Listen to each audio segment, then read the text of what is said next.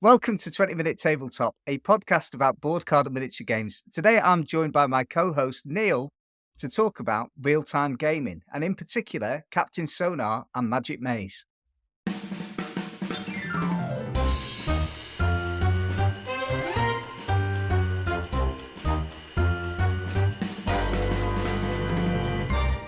Thanks for coming on the podcast again, Neil. It's been a long time since we recorded our podcast on the UK Games Expo. In fact, I've noticed that some of the games we talked about there, like Seti, have just been released and sold out immediately. Yeah, I've been looking on Instagram. There's been loads of pictures of Seti everywhere, and also Undaunted, Callisto. It's really given us kind of FOMO because I haven't managed to pick either of those up yet. No, some of the people on the Discord have picked up Undaunted, and I'm quite interested to see how that's going to play at multiplayer. Edwin on our Discord is probably one of the biggest Undaunted fans that I'm aware of, really. I think he's played through every single one now, possibly with the exception of Stalingrad. So I'm really interested to hear what he has to make of this one. Yeah, I'm thinking about putting my CV into his workplace because getting to play board games over lunch sounds like an ideal time. We should really stop talking to people who seem to have these magical lives. And most of the time during my lunch hours, I don't know about you, I am just thinking about coffee and trying to maintain my levels of energy for the rest of the day, never mind replicating a war scenario. Yeah, pretty much. I think if I cracked one of them out in my office, I think there'd be a few strange looks. And we managed to get together, didn't we, this weekend to play the game that we're going to talk about tonight, actually, which is Captain Sonar. We also played a lot of Just One, which I've never played in that context before. And by that context, I mean 6 or 7 men who had stayed up to about 1 or 2 in the morning and had slightly too much to drink after a birthday curry. Worked really well, didn't it?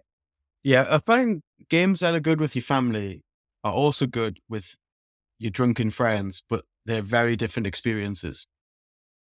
They should be. Mind you saying that, you need to spend a bit more time with some of my kids. It's not that dissimilar, really.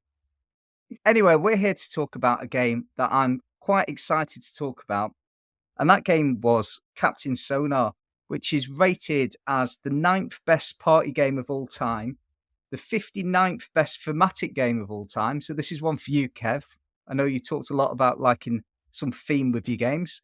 And came out in 2016 and plays 2 to 8 players. Designed by Matago, really good publisher. Yeah, they actually published one of our shared favorite games, which is Inish, as well as Kemet, Takanokos, quite a lot of games that they've done that I've played and enjoyed. And this one, I suppose, is a little bit different to all of those.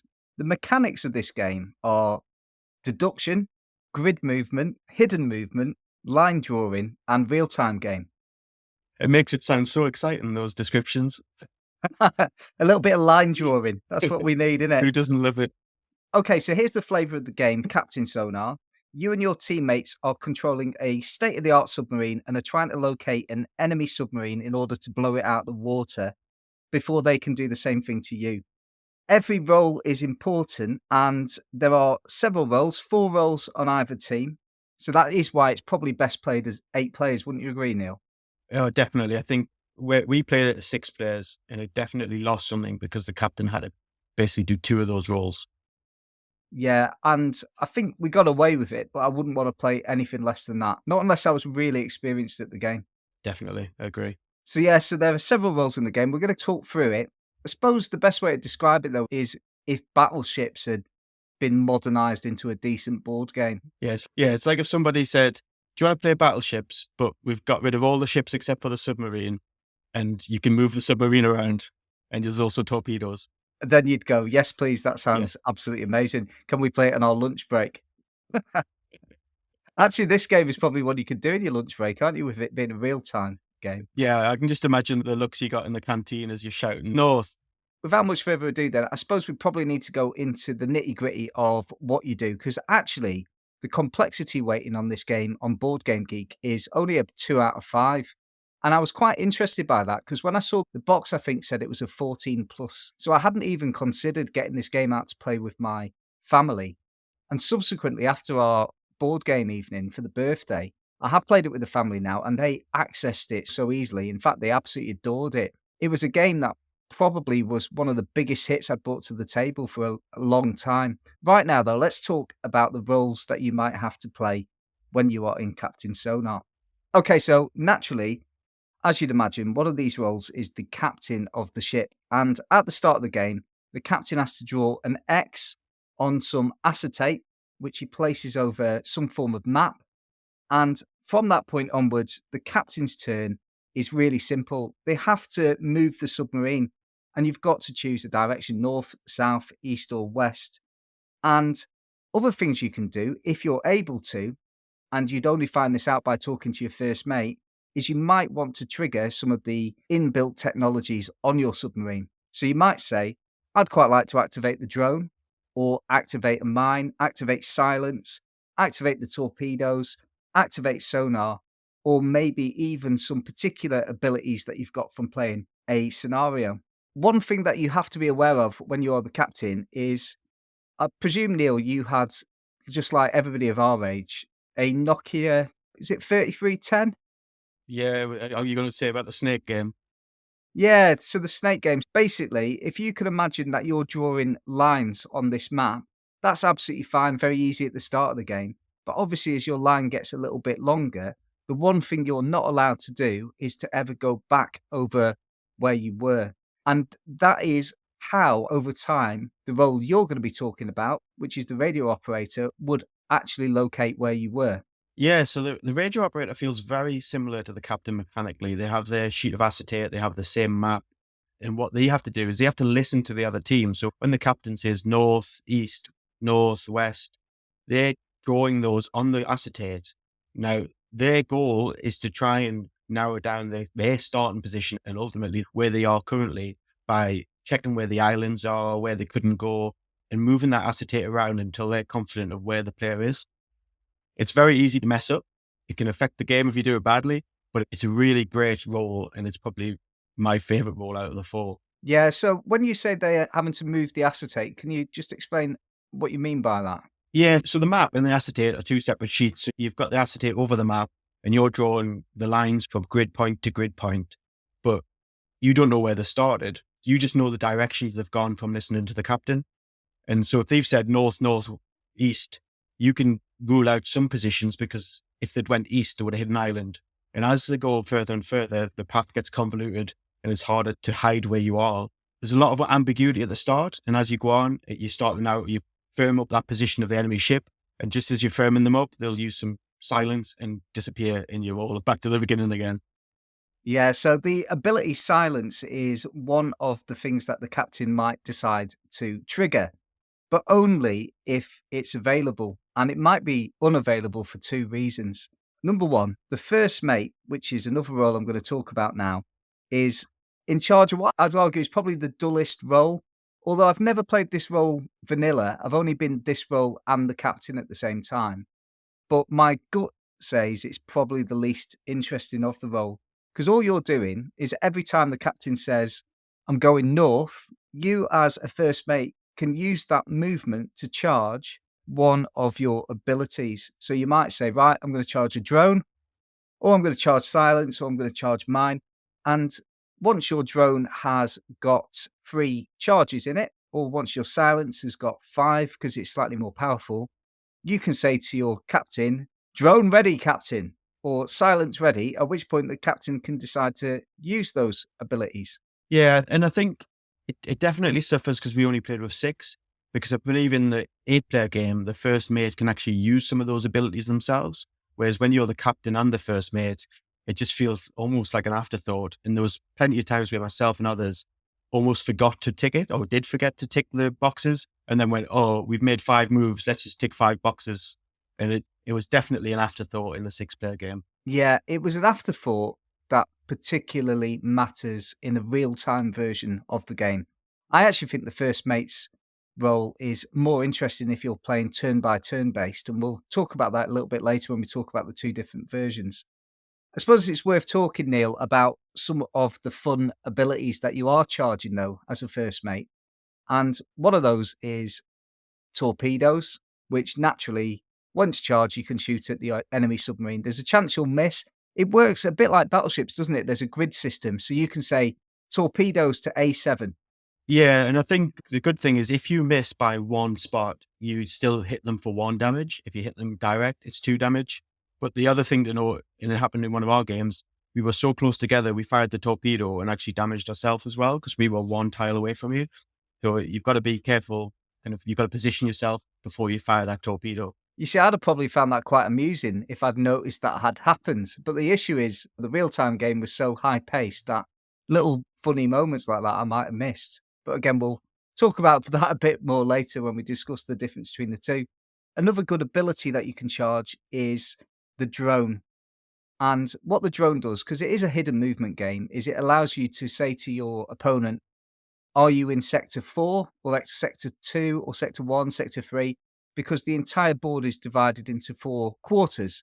And all they have to say to you is, nope, we're not in sector 3. So at that point, the radio operator knows that they can slide their acetate away from zone 3 because the enemy ship isn't there at that moment. Similar to that, for narrowing down the position, you have the sonar. And the sonar is interesting for two reasons, because the other team has to give you two pieces of information, a correct piece of information and an incorrect piece of information. So they may say, I'm in row 4, I'm in sector 9, and only one of those is correct. But it also takes the other team's focus of what they're doing to have to respond to you. So you can use it tactically and force them out of their rhythm so you can almost try and catch them as well. Yeah, because if we're being honest, in a real-time game, there isn't much time to actually spend discussing these logic problems. Possibly the most overpowered ability of these ships, and one that costs quite a few charges, so you have to have moved quite a lot before you can use it, is this ability to use silence. Yeah, and that's got to be the most frustrating one as well for the radio operator when the opponent uses silence. Because you've done all this hard work, you've narrowed them down, you know exactly where they are, you're telling the captain ready for the torpedoes, and then all of a sudden they call silence and you don't know where they are and they've just gone. Especially because there is another thing you can do where you can resurface. And what that does is it tells everybody what sector you're in.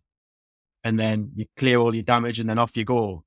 And what one of the teams did is they resurfaced, did all the stuff they needed to do, then called silence.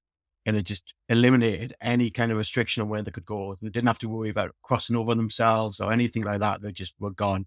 Yeah, so that kind of snake puzzle element of the game is deleted. You just put an X where you actually are, but all the wiggly lines that you drew before would be deleted. So silence is really good as a tool to play in terms of getting yourself out of a sticky position, late game stage. And the final role then, Neil, is Engineer. So this role, again, like the radio operator was similar to the captain, this is very similar to the first mate where you're just almost ticking off boxes as the captain moves, but it has a bit more strategy to it and a bit more involvement because you have 4 boxes on your player card for each of the directions.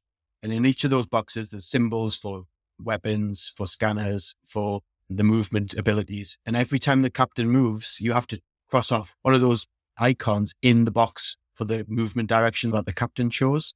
So then if there's ever a cross in, say, a torpedo or in the weapon icon, it means that the captain can't use the torpedoes or the mines. If there's one in the scanning one, they can't use sonar.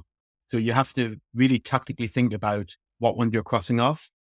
And the key to this, to make it a bit more interesting than that, is these icons are generally linked in a chain and there's a line connecting them, but those lines span all the different directions. If you're telling the captain, you need to go west, you need to go west, you need to go west, so we can clear off all the icons, because as soon as you've ticked off an icon in the whole chain, all the damage icons in that chain get wiped off. So you might not be able to use your torpedoes until you've done west, north, west. And then all of a sudden, it's all cleared, torpedoes are ready. And then you've got to hope that your radio operator has been doing the job. essentially the game goes on like this with people occupying these roles, the engineer's trying to keep all the engines running, the first mate's charging stuff, the captain's moving around, and the radio operator is trying to locate the opponent until at some point 4 damage is distributed to one of the submarines, and then it's game over. So what do you think of it, Neil? I really enjoyed it. I think it was the perfect game for that night. Everybody was in the mood for it. Everybody really bought into it, and it really generated a lot of laughter and a lot of good memories from that game. I would have to agree with you. I really enjoyed it. I've just got a little bit in me now, though, that is thinking that this game is better turn-based than real-time. And I'll explain why, and you may well disagree with me. I think that the real-time aspect of the game had a lot of adrenaline, didn't it? Yes. You know, Because what the radio operator is having to do in that game is the captain on the other side is going north, north, west, south, and moving around quite quickly.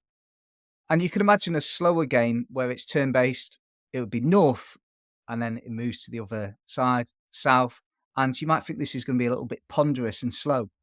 But what I felt was lost in the game was lots and lots of the thematic moments that you could have had, and lots of the humor that you could have had when the captain's saying, I'm going north, and then the engineer is kicking off across the other side in their team, and the engineer's kicking off saying, you can't go north, captain. I don't want to go north right now. Star Trek style, role playing, having a bit of a laugh with it. So I felt the speed of the game was at odds with the thematic element and the thematic nature of the game. What do you think of that? I don't disagree with the justifications that you say, but I do disagree that turn-based is better. So I played it turn-based with 4 players, and I played it real-time with 6 players. And I definitely think the real-time aspects add to the game rather than take away. And I think where the turn-based suffers is because you each take 1 turn, you can't get any advantage from playing quickly or from how you play. Whereas in the real-time game, I think it might be in our last game we played, we found out where you were. We had the torpedoes ready, but we were quite far away from you. And as you guys were just chatting and trying to figure out what to do, we were just north, north, north, east, north, fire. And it let us get to you and fire it. Whereas in a turn-based game, that last section would have taken probably another 15 minutes of your turn, my turn, and trying to get to it. And I just felt that in real time, you had that almost thematic kind of panic and chaos and not knowing what was going on at all times. Whereas in the turn-based, it's more of a puzzle. It is more of a puzzle, and it can be played pure co-op, actually. And that's why I work with my children on the side of the table, is even though my son was playing as the engineer and I was the captain, and there was only 2 of us on the side, we looked at the boards and I said, I'm thinking about going north. What do you reckon? He says, if you do that, captain, this is going to affect this. And so it was a little bit of a longer play, but meant that we had, when we'd made a decision together, it was true co-op. So we were high-fiving. Are we going north? Yeah, let's do it, captain. That kind of vibe. Now, it's interesting you talk about the last game we had, because I could see how exciting that was for you. But little did you know at the time that because of the real-time rules of that game, I was the radio operator for the first time, and I was supposed to be tracking your ship. And I was so bad at it, so bad at it. In fact, I've got a little bit of audio that I captured from the evening that I'm going to play to you all now.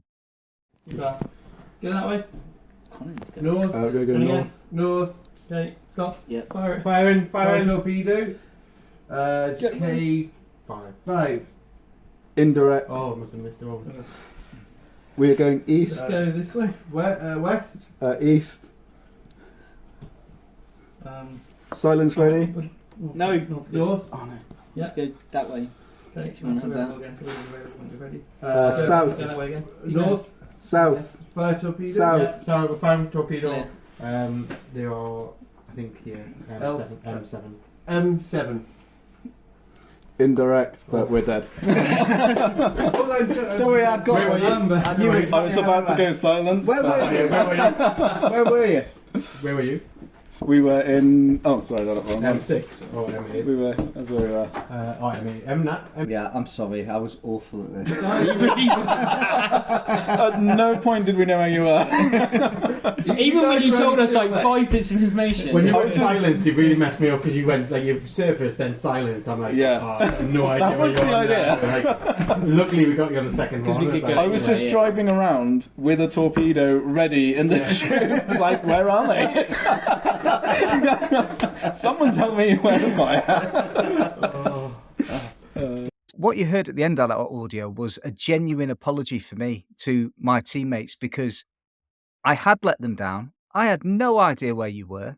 All of the tension and drama was out of the game because I was not good enough at listening to your instructions. And I think as a real-time game, if I was competent, then it would be absolutely brilliant.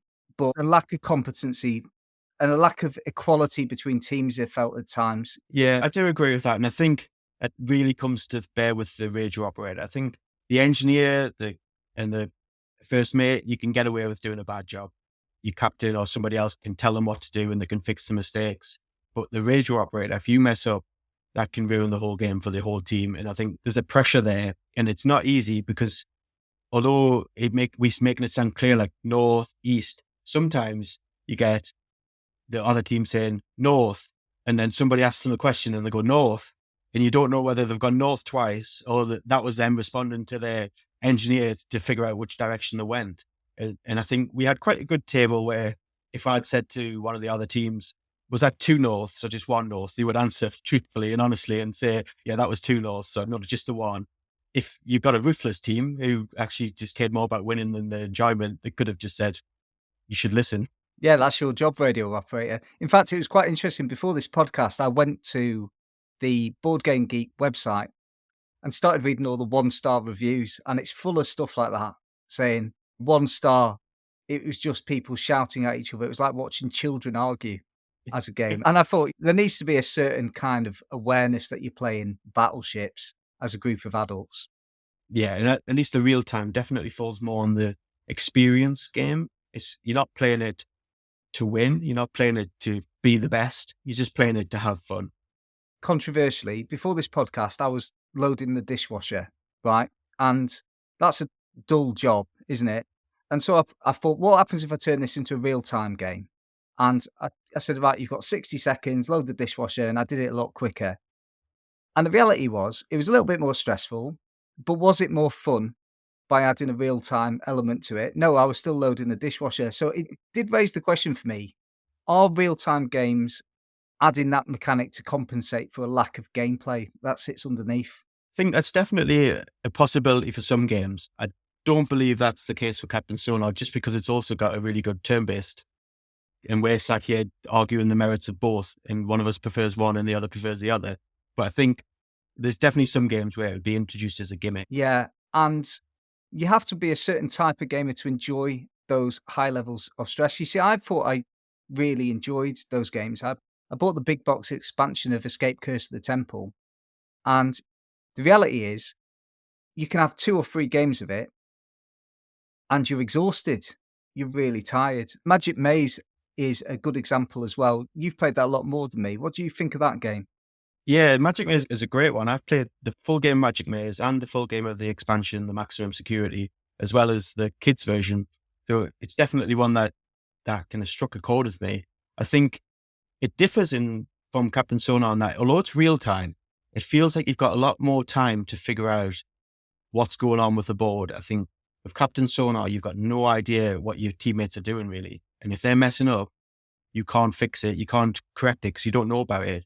Whereas in Magic Maze, you have the punctuation mark, the exclamation mark, which you can slam in front of your teammates to really passively aggressively, or even sometimes actively aggressively tell them that they're messing up and they're not doing something they should be doing.